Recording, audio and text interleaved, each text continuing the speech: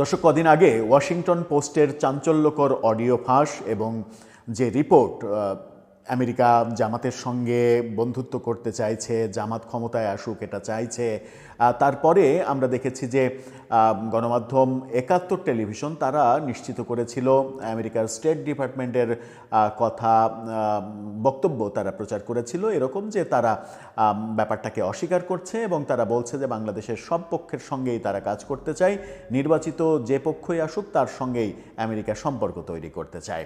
গতকালকে প্রধান নির্বাচন কমিশনের সঙ্গে, গতকালকে না পরশুদিন প্রধান নির্বাচন কমিশনের সঙ্গে দেখা করেছিলেন মার্কিন রাষ্ট্রদূত ক্রিস্টেনসন। তিনি দেখা করার পর একই কথা বলেছিলেন, খুবই সংক্ষিপ্ত ১ মিনিটের কম সংবাদ সম্মেলনে তিনি বলেছিলেন যে বাংলাদেশে যে পক্ষ নির্বাচিত হয়ে ক্ষমতায় আসবে তাদের সঙ্গেই সরকার গঠন করতে চায়। গতকালকে আমরা ক্রিস্টেনসনকে দেখলাম জামাতের আমিরের সঙ্গে বৈঠক করতে এবং বৈঠক পরবর্তী মার্কিন ভাষ্য পাওয়া গেল জামাতের নজিরবিহীন প্রশংসা করছেন এই রাষ্ট্রদূত এবং মার্কিন কর্তৃপক্ষ থেকে জামাতের এই প্রশংসা, জামাতের সঙ্গে কাজ করা, জামাতের অনেক পরিবর্তন, পজিটিভ পরিবর্তন, এই ব্যাপারগুলো তারা তুলে ধরছেন। এই ব্যাপারগুলো তারা যখন তুলে ধরছেন তখন কি কিছু একটা টের পাওয়া যাচ্ছে? তাহলে কি ব্যাপারটা এরকম? ওয়াশিংটন পোস্ট যেটা বলতে চেয়েছিল আগামী নির্বাচনের মাধ্যমে জামাতকেই ক্ষমতায় চাই যুক্তরাষ্ট্র, সেই ব্যাপারের দিকেই কি এগোচ্ছে, যখন কিনা ভারতীয় ইঙ্গিত আমরা দেখছি বিএনপির দিকে? চলুন একটু জেনে দেখি কি বলছে মার্কিন কর্তৃপক্ষ আর কি জানালো জামাত গণমাধ্যমকে। থাকবেন পলিটিক্স টিভির নিয়মিত আয়োজনে।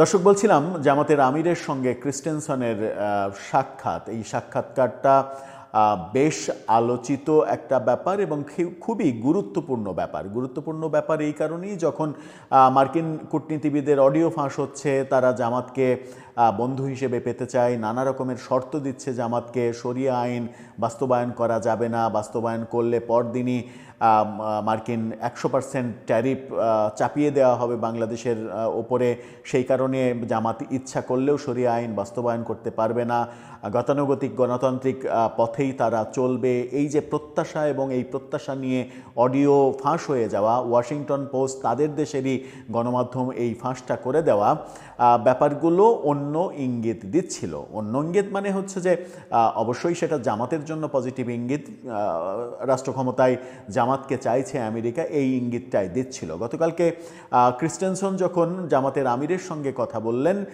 সাক্ষাৎ করলেন তার বারিধারার বসুন্ধরার অফিসে, এবং তারপরে জামাতের যে ভূয়সী প্রশংসা করা, সেটাকে ওই অডিও ফাঁস হওয়া বিষয়ের সঙ্গে আপনি মিলিয়ে ফেললেও খুব একটা যে অপরাধ হবে তা বোধহয় হবে না। কি বলছে গণমাধ্যম? ৭১ টিভির শিরোনামটাই দেখে নিন। তারা বলছে, গণতান্ত্রিক অগ্রযাত্রায় জামাতে ইসলামীর ভূয়সী প্রশংসা মার্কিন রাষ্ট্রদূতের। ভূয়সী প্রশংসা করেছেন জামাতের তিনি। বাংলাদেশের গণতান্ত্রিক অগ্রযাত্রা ও অর্থনৈতিক উন্নয়নে জামাত ইসলামীর ইতিবাচক ভূমিকার ভূয়সী প্রশংসা করেছেন ঢাকায় নিযুক্ত মার্কিন রাষ্ট্রদূত ব্রেন্ট ক্রিস্টেনসন। অর্থনৈতিক উন্নয়নে জামাতের প্রশংসা করছেন। অর্থনৈতিক কি উন্নয়ন করেছে জামাত? জামাত কি কখনো রাষ্ট্র ক্ষমতায় ছিল? ২০০১-এ যে জোট সরকারের সঙ্গে ছিল বিএনপির সঙ্গে, সেখানে ২ জন মাত্র মন্ত্রী ছিলেন। সেই মন্ত্রী ২ জন, একজন শিল্পমন্ত্রী, একজন সমাজ কল্যাণ মন্ত্রী। সেখানে অর্থনৈতিক মানে তার আগে পরে জামাত কখনো ক্ষমতায় থাকেনি। তো জামাত ক্ষমতাতেই থাকেনি যারা, তারা অর্থনৈতিক দিক থেকে ভূমিকা পালন করছে, এই কথা মার্কিন রাষ্ট্রদূত বলছেন। তার মানে এক ধরনের প্রেম তৈরি হয়েছে এবং এই প্রেমটা সম্ভবত সেই দিকেই যাচ্ছে যে জামাতকেই ক্ষমতায় চাইছে মার্কিন কর্তৃপক্ষ। সকালে জামাত ইসলামীর আমির ডাক্তার শফিকুর রহমানের সঙ্গে সৌজন্য সাক্ষাৎ শেষে তিনি এই মন্তব্য করেছেন। দলীয় সূত্র বলছে, সাক্ষাৎকারটি অত্যন্ত আন্তরিক ও হৃদ্যতাপূর্ণ পরিবেশে সম্পন্ন হয়েছে। বৈঠকে তারা বাংলাদেশের বর্তমান রাজনৈতিক ও অর্থনৈতিক পরিস্থিতি, শিল্প বাণিজ্য, আগামী 12 ফেব্রুয়ারি অনুষ্ঠিতব্য জাতীয় সংসদ নির্বাচন, রাষ্ট্রীয় সংস্কার এবং রোহিঙ্গা ইস্যুসহ বিভিন্ন দ্বিপাক্ষিক বিষয় নিয়ে বিস্তারিত মতবিনিময় করেন। বৈঠক শেষে উভয় পক্ষ আশাবাদ ব্যক্ত করেন যে ভবিষ্যতে দুই দেশের দ্বিপাক্ষিক সম্পর্ক আরও জোরদার হবে। মার্কিন রাষ্ট্রদূতের সঙ্গে এই সফরে ছিলেন দূতাবাসের political economic consular Eric Gillman, public officer Monica L Shai, political officer James Stuart ও পলিটিক্যাল স্পেশালিস্ট ফিরোজ আহমেদ। অন্যদিকে জামাত আমিরের সঙ্গে ছিলেন সহকারী সেক্রেটারি জেনারেল। এই যে মিটিং হলো এবং মিটিংয়ে মার্কিন রাষ্ট্রদূত তিনি বললেন, জামাতের ভূয়সী প্রশংসা করলেন এবং জামাতের গণতান্ত্রিক অগ্রযাত্রা এবং অর্থনৈতিক উন্নয়নে জামাত ইসলামের ভূমিকা নিয়ে যখন কথা বললেন, যে দলটা রাষ্ট্র ক্ষমতাতেই যায়নি কখনো, তারা অর্থনৈতিক উন্নয়ন বাংলাদেশে কিভাবে করেছে, নাকি ওই জামাতের লোকজন যে কথাটা আলোচনা হচ্ছে যে জামাতকে আমেরিকার পছন্দ এই কারণেই যে জামাতের ম্যাক্সিমাম নেতা উচ্চশিক্ষিত এবং তারা ব্যবসা বান্ধব, ব্যবসাটা ভালো বোঝে। যারা ব্যবসা ভালো বোঝে তাদের সঙ্গে যে কোনো বড় দেশেরই কাজ করতে সুবিধা হয়।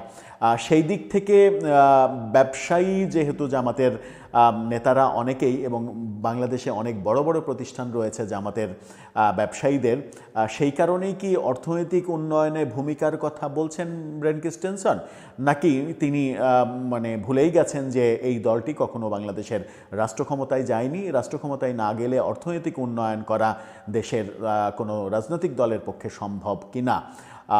আমি জানি না কিভাবে কি করলেন, তবে ওয়াশিংটন পোস্টের ওই লিক হওয়া যে অডিও, সেই অডিও যে বার্তা দিচ্ছে সেই বার্তা অনুযায়ী পরবর্তী প্রেক্ষাপটগুলো চলছে বলেই মনে হচ্ছে। এদিকে ভারত বার্তা দিচ্ছে বিএনপির পক্ষে, বিএনপিকে তারা পরবর্তীতে ক্ষমতায় চায় এবং তারেক রহমানের নেতৃত্বে বাংলাদেশের সঙ্গে নতুন করে সম্পর্ক তৈরি করতে চায় তারা।